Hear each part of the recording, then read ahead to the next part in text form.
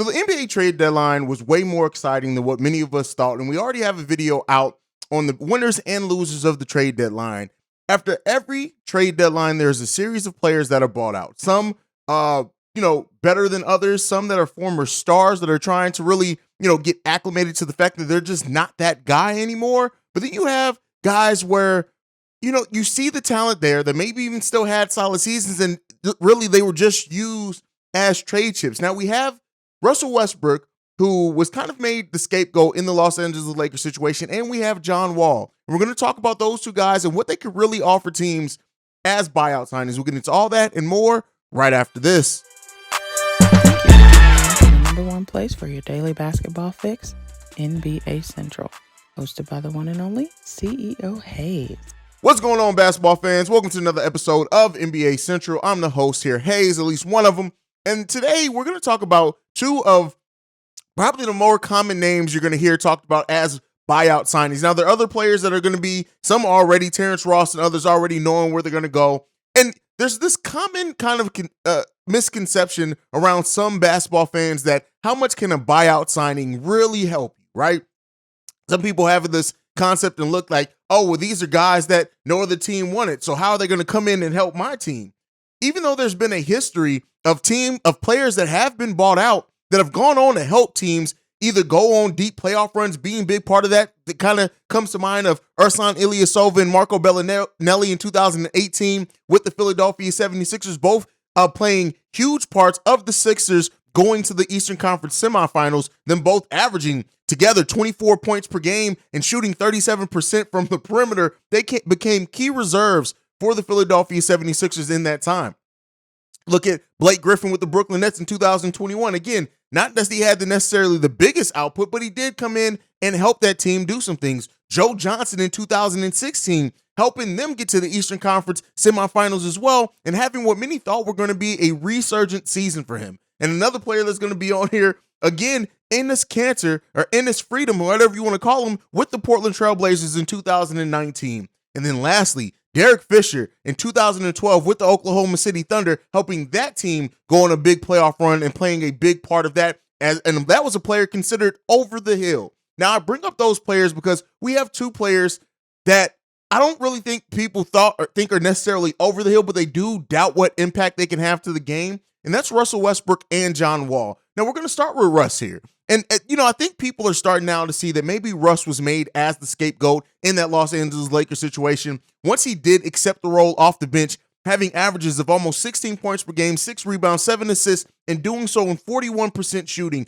it just seemed like he did not work in that starting lineup. Russ is not that too far removed from having an almost triple-double season with the Washington Wizards and helping them. Matter of fact, he did average a triple-double with the Washington Wizards just in the 2020-21 season. So Russ is not that far removed from being a huge impact player in the NBA. Yes, he's had 2 seasons in Los Angeles that just did not look great. But even last season, I think people forget, with the Los Angeles Lakers averaging 18.5 points per game, doing so on semi-decent shooting of 44%. Yes, he's not a three-point shooter. He's not a threat to stretch the floor. But Russ does have game left in him. And I hate that, now there's this conversation going around that, to act like Russ is washed up or something. There's been nothing to show that he's not washed up. Yes, he is. He does not have the same impact that he had before, at least with that Los Angeles Lakers team, but he has shown flashes and an ability to still be a player at the NBA level, even at his age of being 34 years old. And when you're able to add a Russell Westbrook, no, he's not going to have the same impact for every team. If you're expecting Russ to come in and lead your team to the playoffs, that's not what you should do as a buyout team. The rumors of the Clippers and the Bulls, the Miami Heat is even snuck in there as possible destinations for Russell Westbrook. And while all those teams sound solid on paper, the biggest thing is are you going to be able to give Russ a role in which you're going to be able to maximize on his skill level? That is the biggest question. And so that's what's going to remain to be seen with Russ if he goes to the right team. But when you look at a player that average 16, 6, and 7, you can't say that player is completely washed up. You just have to be able, he has to have the ball in his hands. And, is he going to be able to fit on every team starting lineup? No. Is he going to be willing to accept a bench role on maybe a contending team? That remains to be seen. That's why, the questions around him possibly coming to the Chicago Bulls, some people question unless just that link to Billy Donovan. But Russ has a unique opportunity to join a team if he picks the right team that has the right role for him, that he can then go into free agency next offseason and maybe get a bigger contract and a bigger role. So this is going to be highly important for Russell Westbrook, but I do think that Russ still has the talent to help a team right now. Is he going to make a team or push the team over the top? That's highly unlikely, but he can absolutely help solidify some things in that rotation if you have the right role for Russ. And pretty much the same thing for John Wall. John Wall, yes, has not had the highs recently of a Russell Westbrook. He's farther removed from it. But when you look at the player, not too old, a career averages of 18 points per game, 4 rebounds, 9 assists on 43% shooting. And even though he did not have that same impact on the Los Angeles Clippers, where he played 34 games and started 3 of them, he still shot the ball 40% overall from the field, 30% overall from 3 that aren't that far off his career averages from his ability to shoot. It just depends on if you have the right role. Also chipping in 5 assists did he chip in only in 22 minutes, which is the lowest minute total of his career. These are still players that can help teams in the right situations, and it really just depends when you look at some of the teams that maybe didn't make the bigger moves.